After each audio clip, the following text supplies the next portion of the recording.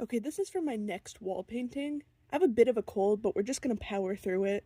Out of everything I've talked about so far, that have inspired some of my creature designs, this is the one that influenced my love of art and mythology and creature design the most. What I'm talking about is Wizard 101, which is an online game from the 2000s that I played off and on throughout my childhood and even well into my teens. I would often take breaks only to be reminded of its existence many months or even years later, and then get back into a Wizard 101 phase that lasted for another few months. Although I don't think I've played it since my junior year of high school, this video may trigger another impulse to start a phase, but I'm already finding it hard to manage my time between these videos and other art projects, and it also is kind of expensive, because it isn't free, nor is it a one-time purchase. It was like $20 a month, which isn't the worst, but I also have other subscriptions already. I don't want to pay for another one, but I do somewhat miss it. Only now my laptop is awful. It's in fact the same one I played on as a kid, because with everything a phone can do, I haven't had a need to get a new laptop, but it wasn't even really a good laptop even for the time. I remember every time I would play it, the thing would overheat and burn my legs anytime I put it on my lap, so not much of a laptop. I would have to use a piece of wood to put under it if I wanted to play on my bed or have it in my lap so it wouldn't overheat even more, which to me are like the main selling points of a laptop, to be able to use it wherever. But it was able to run Wizard 101 as well as Minecraft on the lowest settings.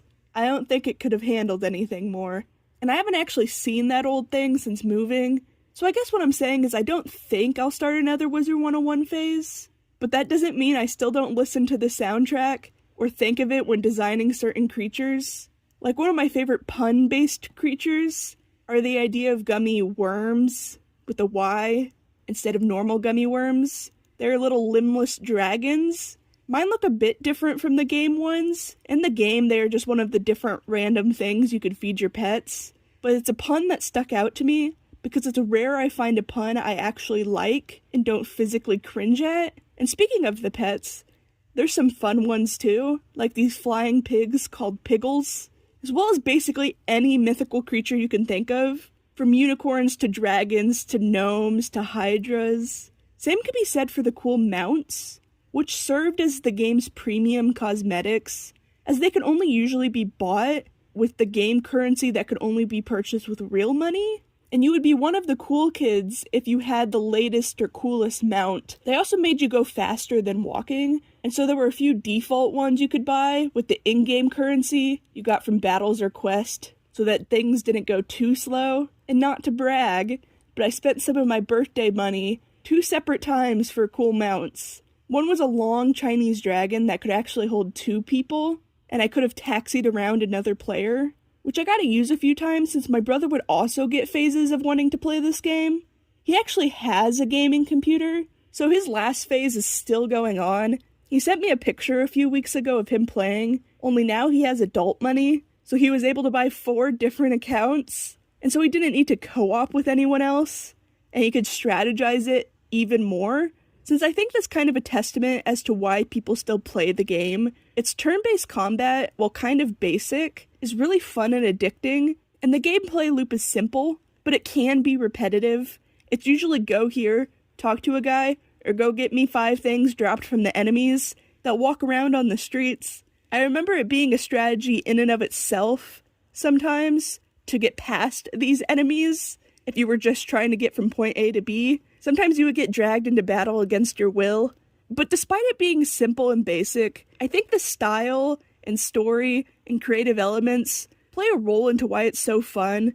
The characters and environments and the spells all have cool and unique designs that are varied and usually themed to different places. One of my favorite places I never quite got to explore, it was like the new world, since before that it had been years since they added a new section.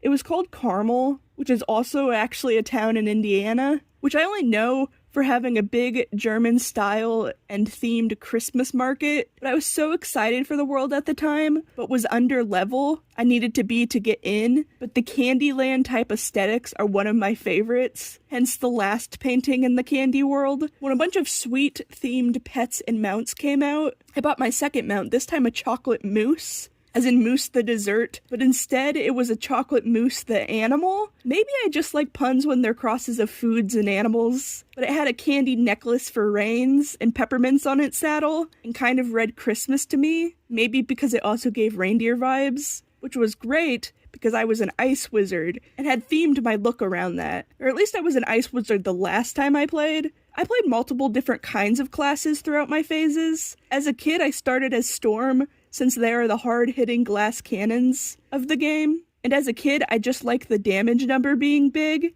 I didn't care much for strategy. Next I did Fire, since there's slightly more strategy involved, but I think was still the second strongest hitter out of the classes. But by the time I got to my last phase, I did Ice, since it was actually the tank. Although its damage was by far the worst, it had the most health and resistances, and I figured I would try going solo with that build, although if I was smart, I would have done that with the Death class, which is basically the Lifesteal class, so you would get a portion of health back for the damage you would deal, because a few times I had to ask different players for help, and it triggered actual social anxiety, which I didn't even know was possible from a digital game, since I like when a game is crowded and full of people. It makes it feel more alive. It's being perceived as a person by those people and having to interact with them in battle that was scary to me. But I mentioned being an ice wizard because the painting I'm doing here is actually one of the spells they learn. That being an ice wyvern, I don't know how to pronounce it. The spells usually consisted of summoning little different creatures, and this one was one of my favorites visually. It starts with a mound of snow,